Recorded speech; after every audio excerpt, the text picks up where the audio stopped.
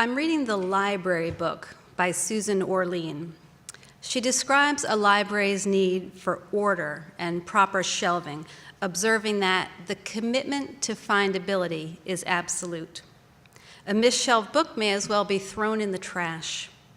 School librarians ask their students not to reshelve books that they've browsed for fear that dolphin nonfiction will end up in mythology or panda books will end up in the origami section. After you've listened to gunshots kill 20 kids and 6 teachers, the library can help you get yourself back in order too.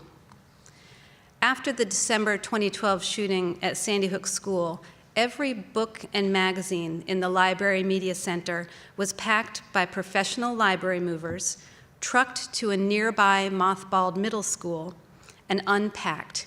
Every Kindle, every bookmark, every morning meeting rug was taken from the sacred chaos of that building and brought to a former middle school in nearby Monroe.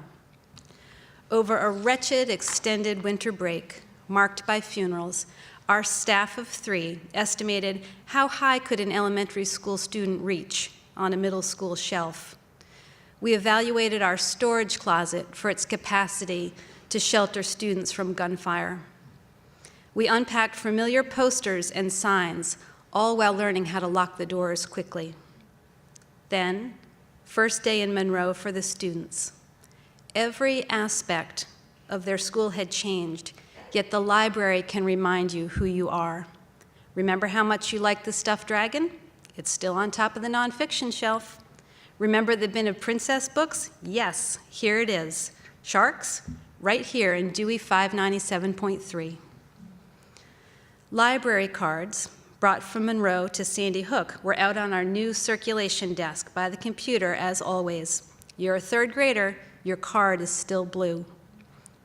There's the corner where you picked at the lamination every year since you earned it as a kindergartner.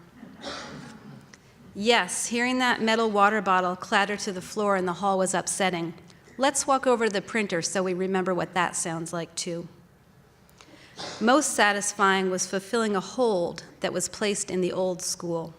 With effortful handwriting, young students filled out hold slips to request books that were already checked out.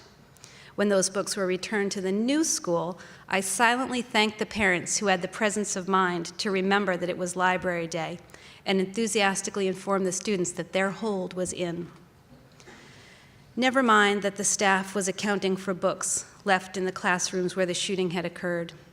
Never mind that we wrapped a rubber band around a stack of 20 library cards for students that had died. Never mind that we threw away overdue notices for young patrons who had lost a sibling. For our young patrons, we focused on what was consistent and what was still in place. Last night, your mother explained how girls from your brownie troop had died. But the next morning in the library, here are the rookie readabouts in the cart as always, square edges lined up in Dewey order. Your bus stop has 2 fewer kids each morning. But in the library, the tent card that shows your place in the table is propped up in January, just like it was in December. That first winter, MLK Day and President's Day came quickly. Tucked in the back room for now were the books that describe their death by shooting. But look, the Valentine's books we've been displaying for years. Come check out Clifford's First Valentine's Day or Fancy Nancy Heart to Heart, just like you did last year. We strove to maintain our traditions, our processes, Caldecott Award Day, Nutmeg Novel Reveal Day.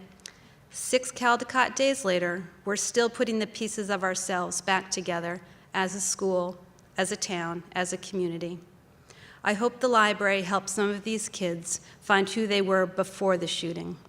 The commitment to findability was absolute.